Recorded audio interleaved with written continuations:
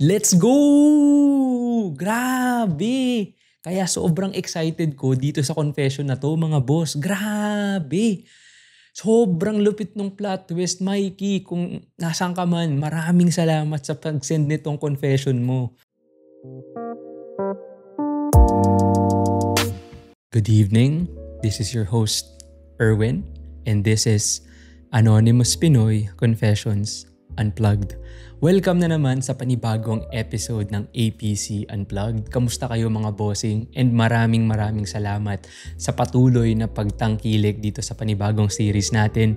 And dun sa huling episode na in-upload ko dito sa TikTok is Volume 6. And tuwang-tuwa ako na ang ganda ng receive nyo dun sa sarili kong kumpisal. So sa mga hindi pa nakakapanood, panoorin nyo yung Volume 6 na aking kumpisal. Kaya hindi siya anonymous.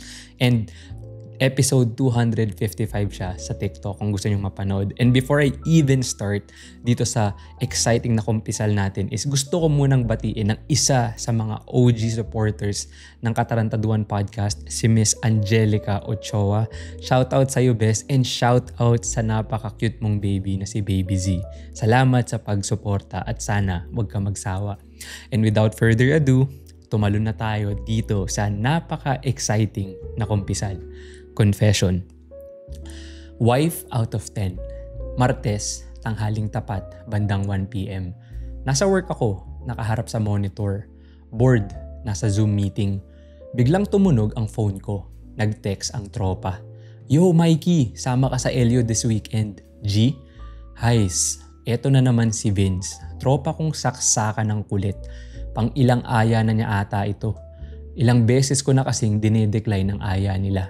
Busy ako this weekend, may gagawin ako. Sinabi ko na lang may gagawin ako kahit ang totoo, wala naman. Tol naman, it's been 6 months since huli ka namin nakasama. Tara, sama ka, may irereto kami sa'yo. 6 months na rin pala. 6 na buwan simula nung naghiwalay kami ng ex-fiancé ko. Oo, naghiwalay kami ng ex-fiancé ko during the planning stage ng wedding sana namin. And after the breakup, sobrang devastated ako. And all I did was work and magmukmok. Bro, alam mo naman na busy ako and hindi ako interesado sa mga reto na yan. Yun ang reply ko kay Vince. Pero napaisip din ako, what if I try ulit? What if I tried living again? What if hindi na talaga kami magkakabalikan? Mga what ifs na naman. Pero what if this time nga bigyan ko ng chance? After all, namiss ko na rin naman ang tropa at ang pumarty. Anyway, I ended up going. It's the day of the trip, Sabado ng umaga. While on the way, walang bukang bibig si Vince kundi yung babaeng ipapakilala nila, si Patricia. Bro, I'm telling you, magugustuhan mo tong si Pat. She's just your type. Type agad? Kahit picture nga wala silang pinakita sa akin. Hindi rin naman ako nag-e-expect since gusto ko lang din magsaya kasama ang tropa. Anything extra is just a bonus. Kumbaga, just go with the flow lang.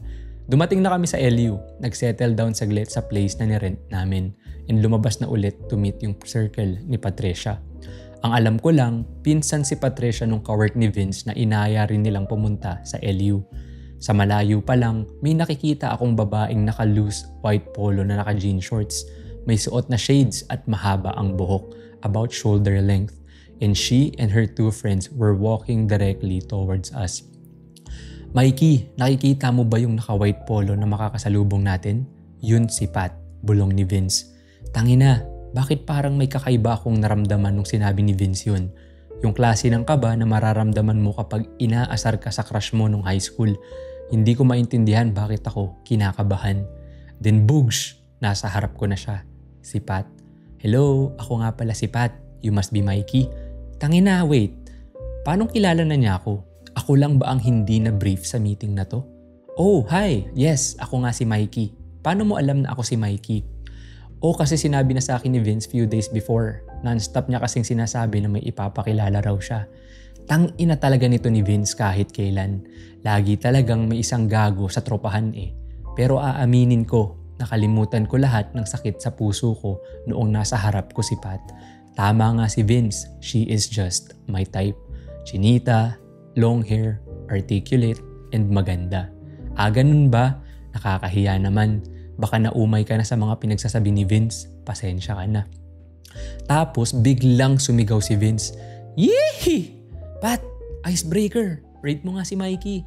Out of 1 to 10. Putang ina talaga ni Vince. What the fuck? Anong rate? Hiyang-hiya ako nung sinabi niya yun. Siguro 7 out of 10. Sagot ni Pat. Grabe, hiyang-hiya ako nun pero somewhat kinilig ako. I never felt this feeling for such a long time.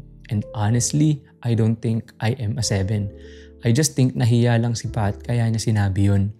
Mikey, 7 ka raw. Parang ayaw mo pa eh. O ikaw, anong rate mo kay Pat? Sabi ni Vince. Tangina, anong sasabihin ko? Sobrang na-caught off guard ako. Siguro wife out of 10? Tangina, I just blurted that out. Wife out of 10? Who says that? Sabay naghiyawan silang lahat. Wow! Kita ko na na-shock si Pat sa sinabi ko. Pero I could tell na napangiti ko siya sa unexpected banter ko. Ang bilis mo naman, wife agad. Hindi ba pwedeng girlfriend muna? Sagot ni Pat.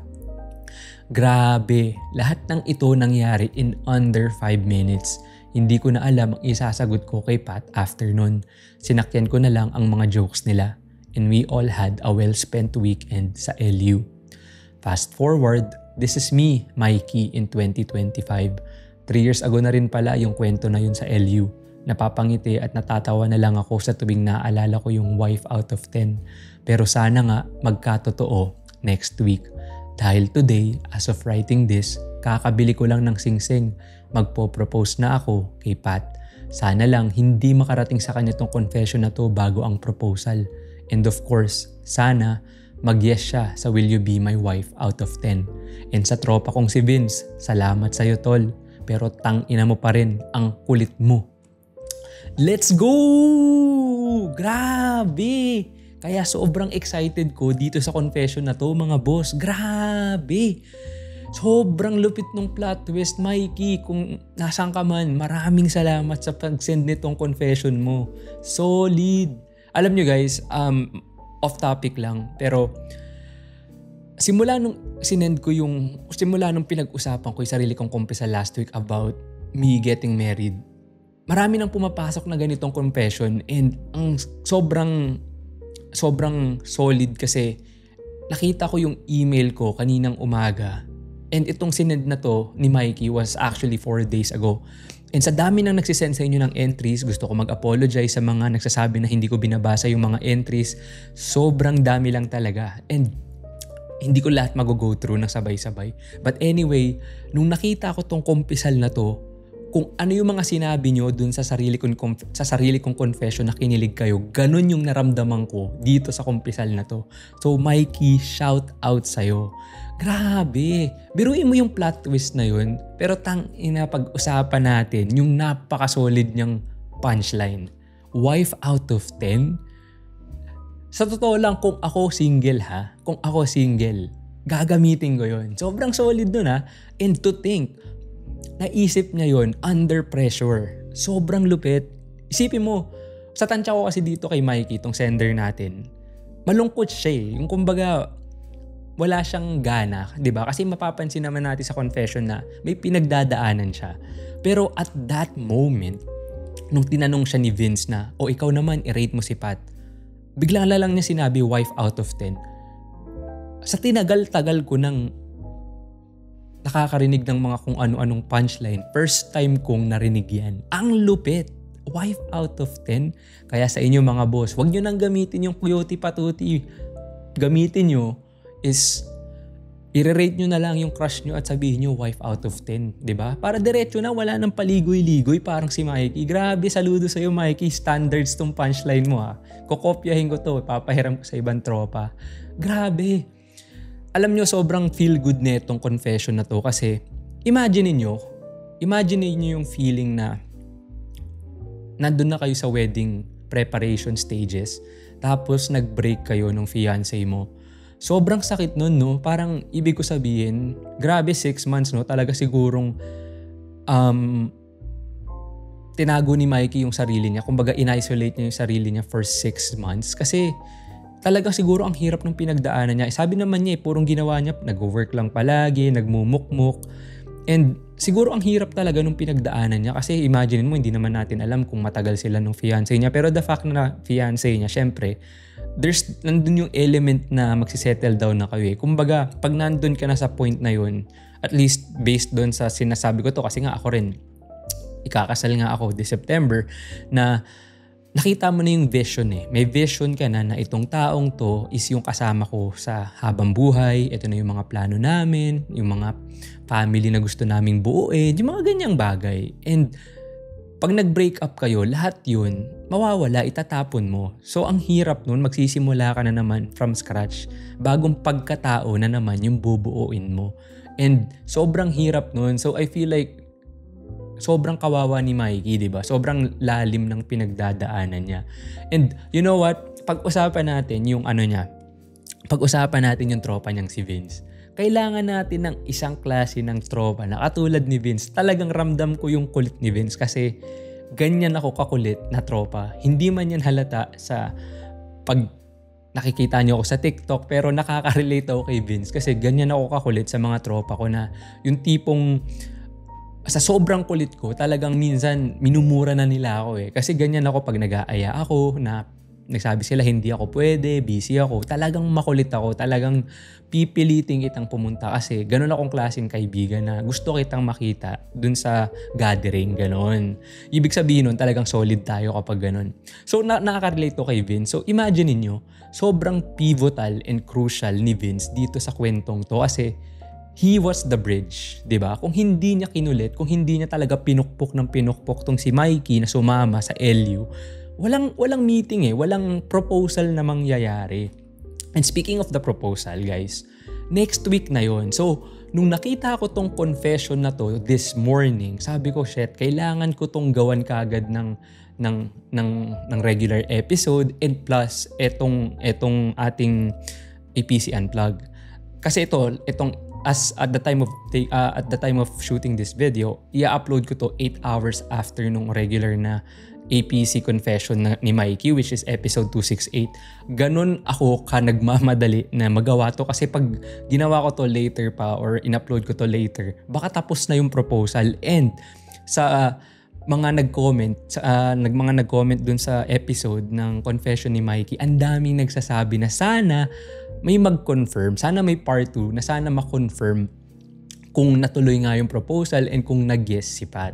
I really do believe na mag-yes si Pat kasi sa unang interaction pa lang nila, nakikita ko yung parang pagiging playfulness ni Pat na parang interesado siya kay Mikey. Like yung ano niya eh, yung alam niyo yung pagkasabi ng wife out of 10 na parang wife agad, hindi ba pwedeng girlfriend muna? Nandun yung parang playful aspect niya na interesado siya kay Mikey.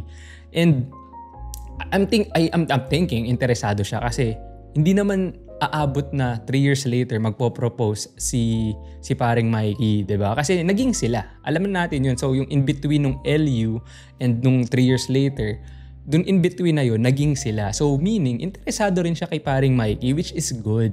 'Di ba?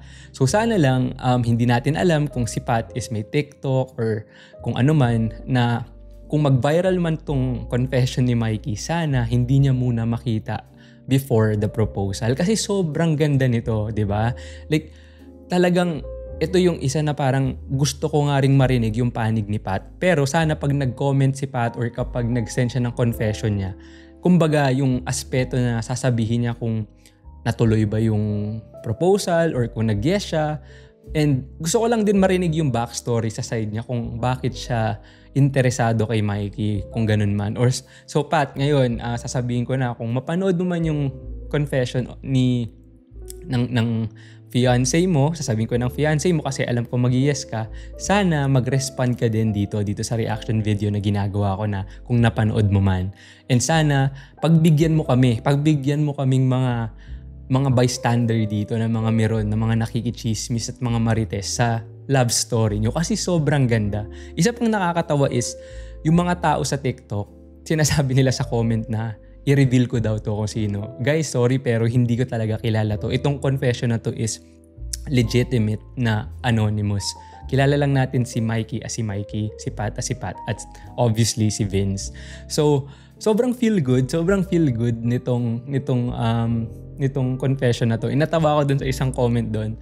Shoutout sa'yo, hindi ko maalala yung username mo, pero sabi niya iba daw ang banatan ng mga 30 years old. So sabi ko, di ko alam kung 30 years old na nga si Mikey, pero posible. Kasi dumaan na siya sa isang relationship na yung sa ex niya. So maaring may edad na rin si Mikey, like nasa 30s na din siya. So grabe nga yung mga punchline ng mga veterans. Ako yung punchline ko, cutie patuti. Pero sinabi ko yun at the age of 26 yata or 25 pa. So hindi pa ako 30s noon. So si Mikey hindi ko din alam. Pero posibleng nasa 30s na niya nung sinabi niya yung wife out of 10. Kasi siguro 30s kasi gusto na niya mag-asawa rin di ba? Gusto na niya diretso na, asawa na kagad. Ba't pa ako magpapaligoy-ligoy, di ba?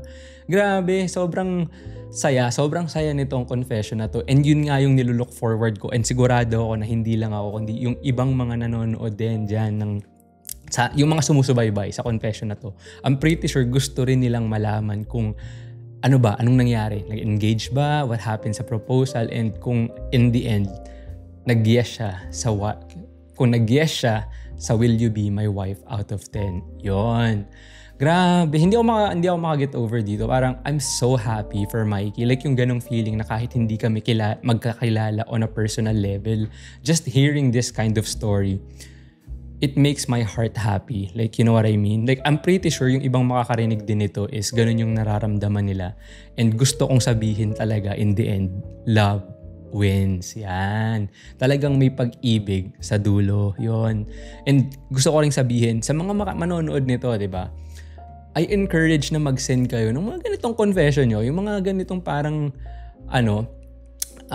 sweet. Yung mga ganyang love story. Yung parang may pagka-element ng rom-com. Yung ganyan. Kasi parang ang comedy aspect dito si Vince, talagang makulit. Tapos alam mo yung patuloy niyang kinukulit si paring Mikey. Tapos si Mikey naman puro like talagang shock siya every time na binibitawan ni Vince na mga banat, talagang nagugulat siya. Lagi may baong jokes to si paring Vince Parang ako to So, nakaka-relate ako kay paring Vince. So, kaya ako natatawa. But anyway, sobrang feel good nitong confession na to. And totoo lang, iba talaga Alam niyo yung mga sa Pinoy, yung yihi, yan yun ang lakas ang lakas makabuo ng love story niyan Tayo mga Pinoy lang yung merong ganyan Alam niyo yung iaabot lang yung bola, sa volleyball, basketball, inabot lang ng babae yung bola kasi nga gumulong sa kanya, iaabot dun sa naglalaro. Yung mga meron sa gilid, biglang mag-yihi. Yan, dyan, maraming nabuong love story dyan. Kaya doon din nabuo yung love story ni Mikey at ni Pat. Doon nagsimula. And napakalupit niyan. So, kapag meron may mga tropa kayong ganyan, magpasalamat kayo sa kanila kasi sila yung malulupit na mga wingman nyo dahil yan yung mga klase ng tropa nyo na talaga namang naglo-look after sa inyo, di ba? So, yun lang yung reaction ko sa video na to. I got nothing else to say. I'm happy, masaya ako, and sana kayo din na nanonood nito na feel good kayo kasi sobrang bihira ng mga ganitong klase ng confession. Kaya sobrang, kita nyo naman, nakangiti ako, di ba? So, yun lang. Gusto kong magpasalamat sa'yo, paring Mikey, and congrats in advance sa engagement nyo ng magiging fiancé mo. Fiancé mo na yan next week. Alam kong sasagutin ka niyan ni Pat, ni Maring Pat. So, yun lang. Maraming salamat, guys, sa pag-tune in dito sa episode na to ng APC Unplugged. And until next time, peace. Good night.